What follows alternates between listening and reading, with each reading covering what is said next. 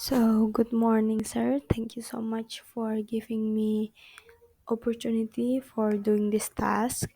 So, my name is Devita Rosemary, and today I will give my um, my map of what is the thing that I get from the listening conversation or podcast. So, I I already heard about some podcasts from BBC Learning English, and the title is Learning a New Food Culture.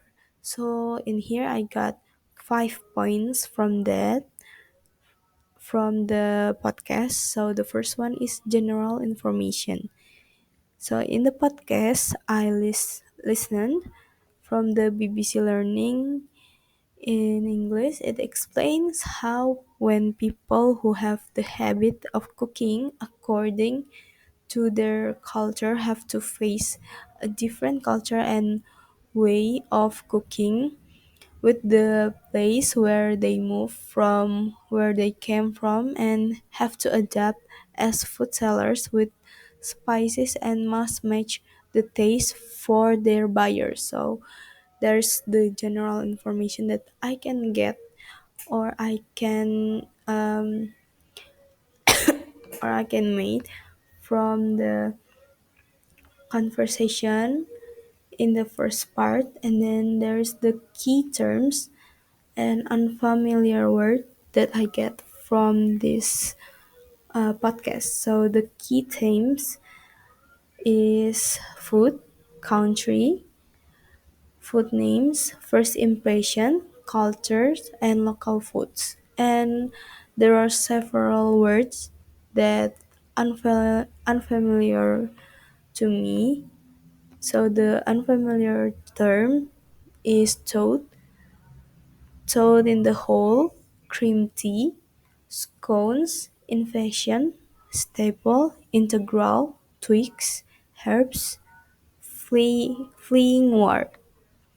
So after I listened to the podcast, I got some meaning from those several for the several words. So I got it from staple. So staple means basic and an important type of food and eaten by a large portion of the population. And then the next is twigs. The meaning of tweaks is small adjustment to something in order to improve it. So there's the second point, and we go on to the third point. There is the argument or information that I can get from the podcast. So the argument is learning about the culture or food styles of other cultures is very important, especially when we have a business in a culinary field. Understanding different cooking styles, such as Natalia from Ukraine, who learned the style of cooking with the Dutch recipes or style, and Rahel Winterroach from the UK, and working in the sunny land of Tobago Southern Caribbean, who had to cook with layers in seasoning dish, and the different cooking styles of the people were which required them to adapt. So there's the argument that I get from the podcast, and then we go on to the fourth to the fourth point. So the fourth point will explain about the tone, pace, and structure. So for the tone, the speaker use a friendly and informative tone, so it will be easier to the listeners to get some informative informative podcast and educational podcast that aims to convey information in a clear and engaging manner. And then the pace or speaking speed, the speaker's speed is moderate, so it will allowing the listeners to follow along to the end of the podcast easily. And then there's the language structure. So the language structure is used in a simple and easy way to understand with the explanation structure and aid listeners understanding.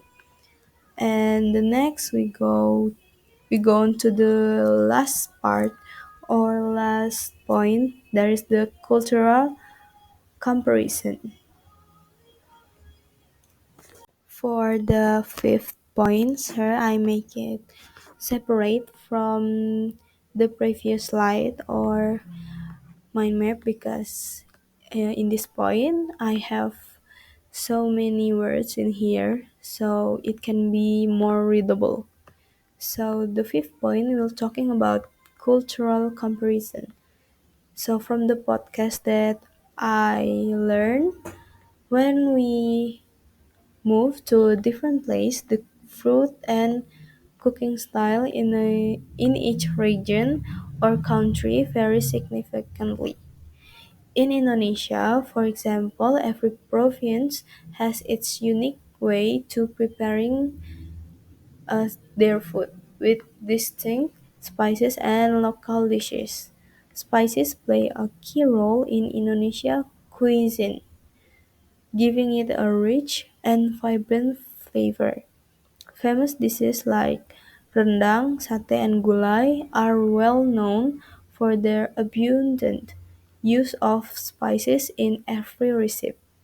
Every country has its own way of cooking food, ranging from simple cooking styles and ingredients such as the Dutch style to more layered and flavorful spices and found in Southern Caribbean cuisine. The Dutch tend to focus on simple, hearty meals like potatoes, cheese, and bread, while the Southern Caribbean incorporates influences from Africa, India, and Europe, creating a rich blend of spices and flavors. In comparison, in Indonesia, cuisine also reflects diversity. For instance, a dish a dish like fried rice or nasi goreng can be made in simple or complex ways, depending on the ingredients available, but it always carries the hallmark of Indonesian flavors. This shows that even with the same menu, cooking styles and personal touches can create different tastes. What fascinates me is how food not only satisfies hunger but also represents culture and identity. For the Dutch, simplicity in the food reflects practically, while the Southern Caribbean's rich use of spices show their history of cultural fusion. Meanwhile, Indonesia food represent our nation diversity, with each region contributing its own specialties.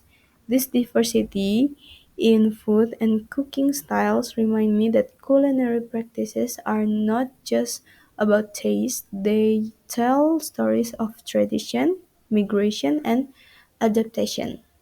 Exploring these differences helps us appreciate the richness of other cultures while also celebrating our own. So maybe that's all for me, sir. Thank you so much for the opportunity and thank you so much for your attention.